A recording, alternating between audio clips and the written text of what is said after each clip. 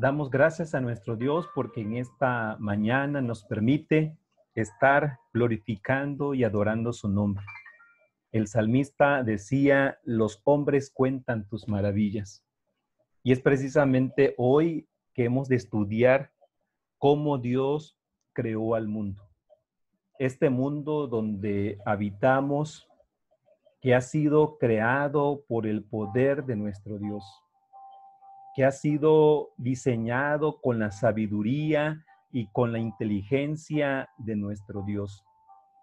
Creo que ante esta gran obra de este gran artista que es nuestro Dios, tenemos que declarar su grandeza, tenemos que reconocer su poder. Y es precisamente a través de la palabra de nuestro Dios que encontramos estas grandes verdades en cuanto a lo que es la existencia de nuestro mundo. Decíamos que esta lección número 8 tiene como pregunta, ¿cómo creó Dios al mundo? Y uno de los textos dice Éxodo 20:11, primera parte, porque en 6 días hizo Jehová los cielos y la tierra, el mar y todas las cosas que en ellos hay. Y aquí es importante, amado hermano, que afiancemos nuestra fe, nuestra seguridad en reconocer que Dios hizo todo lo que existe en 6 días. Esto contrario a las teorías que ya hemos escuchado, que se han mencionado, que es la teoría de la evolución, que es la teoría del Big Bang, en lo cual se presenta un desarrollo progresivo del mundo, del hombre, pero nosotros a la luz de la Escritura hemos aprendido y estamos convencidos que Dios hizo todo en solamente 6 días.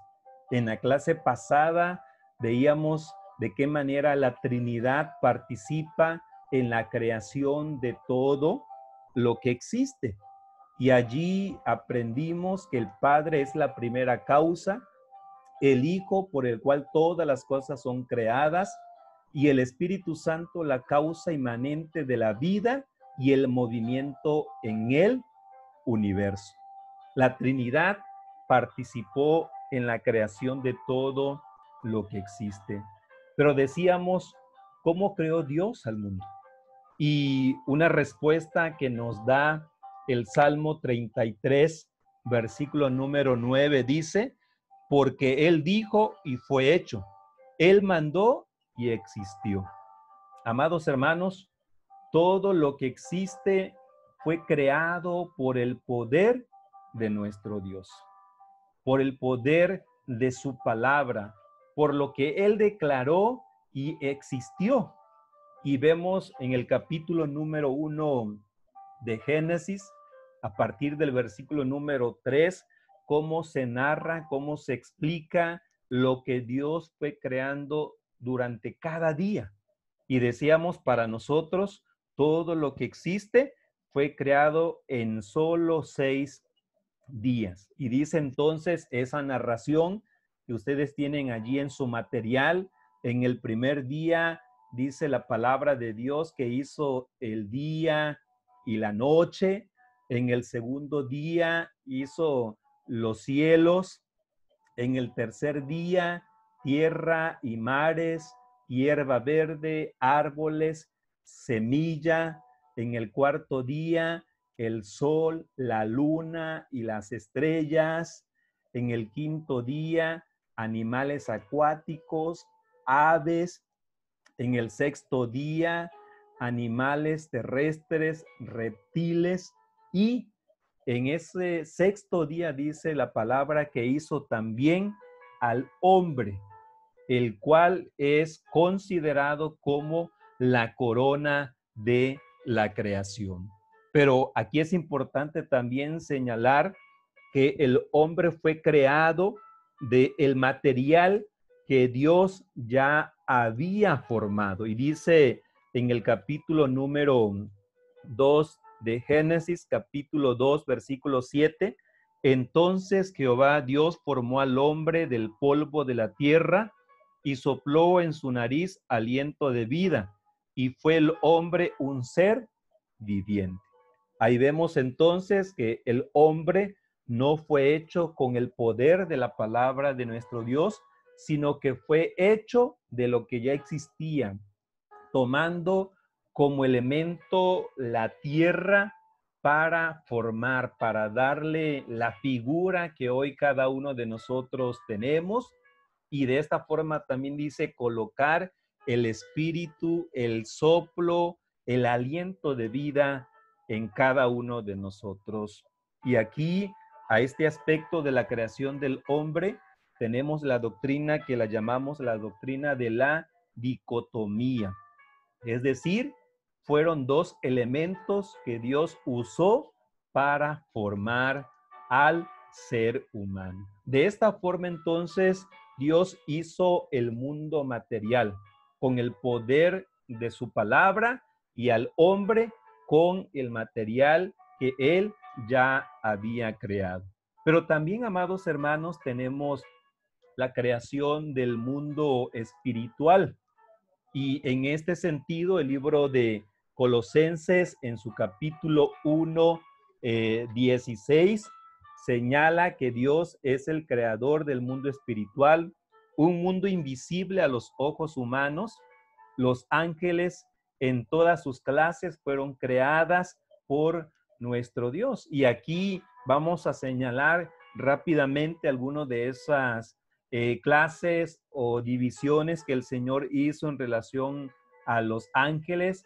Están los querubines, están los serafines, están los arcángeles y los mensajeros o ángeles, que Dios, de acuerdo a la escritura, tienen también una función que ellos están desarrollando como parte también del plan de nuestro Dios. Y dentro de las tareas que tienen los ángeles está primeramente la de glorificar a Dios.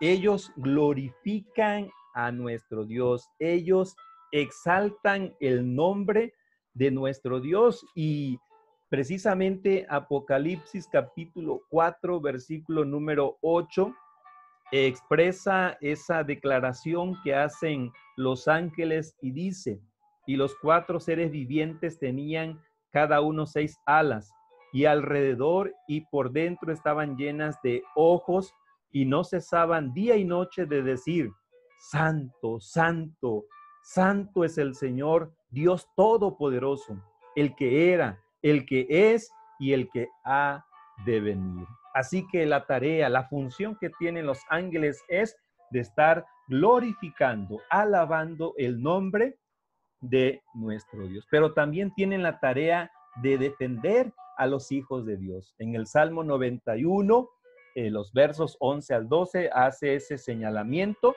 que Él enviará a sus ángeles que estén cerca de ti. Y en este aspecto, nosotros creemos que Dios puede utilizar de manera sobrenatural a sus ángeles para librarnos del peligro, del mal, para rescatarnos aún también de la muerte. Y Dios, de forma, decíamos, sobrenatural, puede intervenir de esa manera en la vida de sus hijos. Así también lo declara el salmista cuando dice: el ángel de Jehová acampa alrededor de los que le temen y los defiende. Así que entonces la tarea de los ángeles también es defender a los hijos de nuestro Dios, pero también son agentes de Dios. Y en este sentido, en Apocalipsis 16:1 habla acerca de que ellos también declaran la ira de nuestro Dios. Ellos expresan también la ira de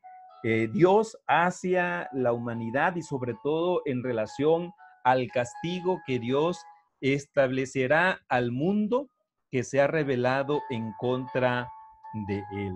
Y finalmente podemos señalar también que los ángeles asisten en el momento de la muerte a los creyentes. Y ahí tenemos la historia de Lázaro y el rico, en donde el Lázaro dice que muere y es llevado por los ángeles al seno de Abraham. El seno de Abraham representa la presencia de nuestro Dios, estar en la presencia de nuestro Dios. Así que el mundo espiritual, amados hermanos, está constituido por los ángeles, que son espíritus que no tienen cuerpo, más sin embargo, a la luz de la Escritura también vemos que Dios permitió que hubieran momentos en los cuales ellos tomaran forma de hombre, de ser humano, para llevar precisamente el mensaje, la noticia, la indicación que Dios quería también